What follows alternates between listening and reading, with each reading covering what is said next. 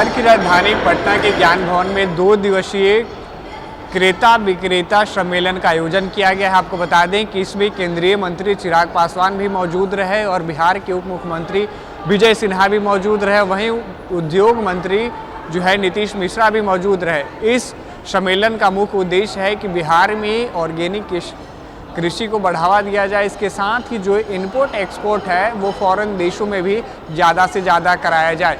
आपको बता दें कि इस 2 दिवसीय सम्मेलन में जो है तकरीबन 22 देश के 72 बायर्स आए हुए हैं, जिसको लेकर जो है ये प्रोग्राम कराया जा रहा है। ख़ासतौर पे जिस तरीके से इस सम्मेलन का आयोजन किया गया है, चिराग पासवान ने स्पष्ट कहा कि ये जो सम्मेलन है इससे कहीं ना कहीं एक बिहार को नया आवाम मिलेगा। साथ ही बिहार में कृषि को लेकर और जो छोटे बड़े व्यवसायी हैं उनको एक नई ऊर्जा और एक नया प्लेटफॉर्म मिलेगा।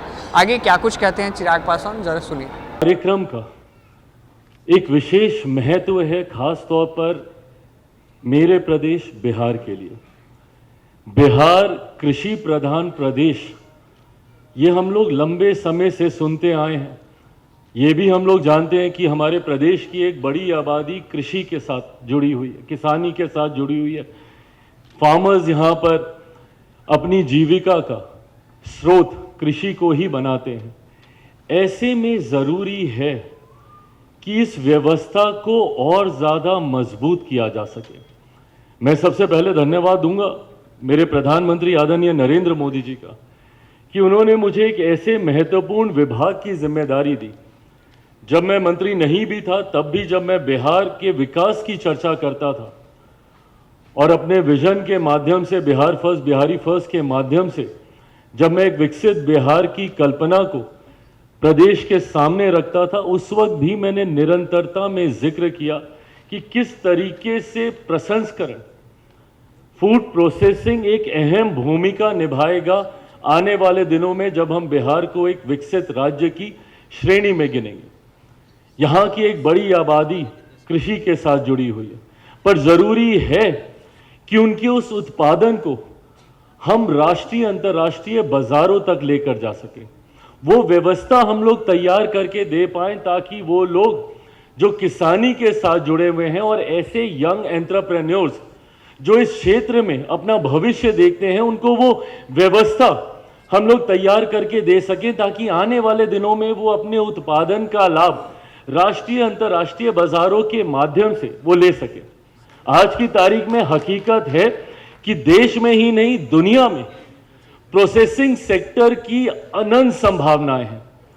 हमारे प्रधानमंत्री जी का ये सपना है और उस सपने को पूरा करने के लिए पूरी ईमानदारी के साथ ना सिर्फ खाद्य प्रसंस्करण का मंत्री होने के नाते मैं, ना सिर्फ मेरा विभाग, बल्कि हर वो स्टेक होल्डर जो प्रसंस्करण के साथ जुड़ा हुआ है एक ईमानदार भूमिका निभा रहा है। क्योंकि हम लोग जानते हैं कि भारत में वो सामर्थ्य है, वो क्षमता है, वो पोटेंशियल है कि आने वाले दिनों में हम लोग ग्लोबल फूड बास्केट के तौर पर अंतर्राष्ट्रीय मंच पर अपने आप को हम लोग प्रस्तुत कर सकते हैं। उस संभावना को बस हमें निखारने की जरूरत है, उसे व्यवस्थित करने की जरूरत है। और आज उसी सोच के साथ इस कार्यक्रम का आयोजन किया गया ताकि हमारे प्रदेश के ऐसे लोग जो अपने उत्पादन का प्रसंस्करण करते तो हैं पर उनको संभवतः वो बाजार नहीं मिल पाता या संभवतः उनको वो मूल्य नहीं मिल पाता जिनके वो हकदार हैं।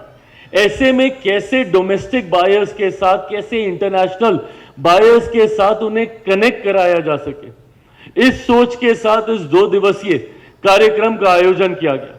और मुझे खुशी है कि इसमें लगभग 70 से ज्यादा अलग अलग देशों से, 20 देशों से ज्यादा, 70 से ज्यादा बायर्स, इंटरनेशनल बायर्स आज यहां पे मौजूद हैं। देश भर में डोमेस्टिक 50+ डोमेस्टिक बायर्स यहां पे मौजूद हैं। Retail chains, 6 global retail chains यहां पे मौजूद हैं। ये व्यवस्था इसी सोच के साथ तैयार की जा रही है ताकि जो असुविधा आती है या जानकारी का कई बार अभाव हो जाता है, जो ग्रामीण क्षेत्रों में जो लोग रह रहे हैं, जो महिलाएं संभवतः इसके साथ जुड़ी हुई हैं, जिनको नहीं पता कि कैसे हम लोग जाके कनेक्ट करें या कैसे अपने उत्पादन को हम लोग डोमेस्टिक मार्केट में या इंटरनेशनल बाजार में हम लोग ले पाएं, वो व्यवस्था आज एक छत के नीचे तैयार करने का ये प्रयास किया गया है। और मुझे खुशी है इसमें कि जितने हमारे साथी सहयोगी हैं उन्होंने एक महत्वपूर्ण भूमिका इसमें निभाने का काम किया। हमारा मंत्रालय तो है ही, साथ में जिस तरीके से बिहार सरकार की इसमें एक सकारात्मक भूमिका रही, उद्योग विभाग की रही, कृषि विभाग की रही, टीपीसीआई की रही, अपीडा की रही, तमाम साथियों ने मिलकर यह प्रयास किया कि हम आपको एक छत के नीचे हर वो संभावनाएं प्रस्तुत करके दे सके जिनके साथ जुड़कर आप अपने व्यवसाय को न सिर्फ बढ़ा सके बल्कि उसको नेशनली इंटरनेशनली भी आप लेके जा सके। इसमें कई तरीके की हो सकता है, संभवतः आने वाले 2 दिनों में जब ये चर्चाओं की श्रृंखला बढ़ेगी तो संभवतः कई तरीकों के ग्लिचेस भी हम लोग को समझ में आएंगे, कहां पे हम लोग को और सुधार की जरूरत है, कैसे इस व्यवस्था को हम लोग और खूबसूरत और मजबूत और सशक्त बना सकते हैं। इन तमाम चीजों की जानकारी हम लोग के सामने आएगी जो अभी तक नहीं थी। आज जैसे उद्योग मंत्री जी ने जिक्र किया कि पैकेजिंग को हम लोग और बेहतर कर सकते हैं, ये तमाम वो चीजें हैं जिसको साथ में मिलकर हम लोग एक बेहतर व्यवस्था के निर्माण की ओर हम लोग लेके जा सकते हैं। एक खूबसूरत सुझाव आज इस मन से आया कि क्या हम लोग कोई एक ऐसा कॉमन फैसिलिटी सेंटर हम लोग तैयार कर सकते हैं जिसमें केंद्र सरकार के अलग अलग विभाग, वाणिज्य विभाग हो, हमारा मंत्रालय हो, बिहार सरकार की उसमें भूमिका हो, कि कैसे एक कंप्लीट हैंड होल्डिंग यहां के उन उद्यमों को हम लोग मुहैया करा सकें जो इस क्षेत्र के साथ जुड़े हुए हैं और ऐसे युवा जो इसके साथ जुड़ना चाहते हैं। हमारे प्रधानमंत्री जी की सोच है कि वो युवाओं को लेकर युवा सिर्फ जॉब सीकर्स ही ना रहे बल्कि जॉब गिवर्स की भूमिका में आए। इस सोच के साथ हमारी केंद्र की सरकार आगे बढ़ने का कार्य कर रही है और उसमें इन उद्यमियों की एक खूबसूरत भूमिका है, युवाओं की एक अहम भूमिका है। और यही कारण है, और मुझे गर्व होता है ये कहते हुए, पीएमएफएमई की हमारी योजना, मेरे मंत्रालय की योजना का सबसे ज्यादा 2024-2025 में अगर सबसे ज्यादा लाभ किसी राज्य ने लिया है तो वो बिहार का राज्य है। बिहार से सबसे ज्यादा पीएमएफएमई की स्कीम से जुड़े हुए लाभार्थी सामने आए हैं। यह अपने में दर्शाता है कि हमारे राज्य में कितनी संभावनाएं हैं और यही कारण है कि आज नेशनली ही नहीं इंटरनेशनली जितने बड़े बिग प्लेयर्स हैं वो यहां पर आने के लिए तैयार हैं। वो यहां पर आकर न सिर्फ आपके साथ जुड़ना चाहते हैं बल्कि निवेश को लेकर भी उनमें एक दिलचस्पी देखने को मिली है। और खुशी मुझे इस बात की भी है कि धीरे धीरे हमारे राज्य ने वो व्यवस्था तैयार की। किसी भी राज्य के लिए कनेक्टिविटी किसी भी उद्योग को बढ़ाने के लिए सबसे ज्यादा महत्वपूर्ण है और एक एक करके हम लोगों ने उस कनेक्टिविटी को सुधारने में और उसको ग्लोबल स्टैंडर्ड्स के साथ मिलाने में हम लोगों ने प्रयास किया। और इस भूमिका में हमारी डबल इंजन सरकार का एक अहम योगदान रहा, जहां पे एयरपोर्ट कनेक्टिविटी को बेहतर बनाया जा रहा है। पटना का एयरपोर्ट आप आने वाले दिनों में देखिएगा, वर्ल्ड क्लास एयरपोर्ट यहां पे आने वाला है, बीटा का एयरपोर्ट आने वाला है, अलग अलग और भी प्रस्तावित यहां के एयरपोर्ट्स हैं। रोड कनेक्टिविटी का यहां पे जिक्र हुआ। हमारे मुख्यमंत्री जी चाहते हैं कि बिहार के किसी भी कोने से महज 4 से 5 घंटों में हर बिहारी पटना तक पहुंच जाए। इस तरीके की कनेक्टिविटी हम लोग अक्रॉस द स्टेट पूरे बिहार में हम लोग देने का हम लोग प्रयास कर रहे हैं।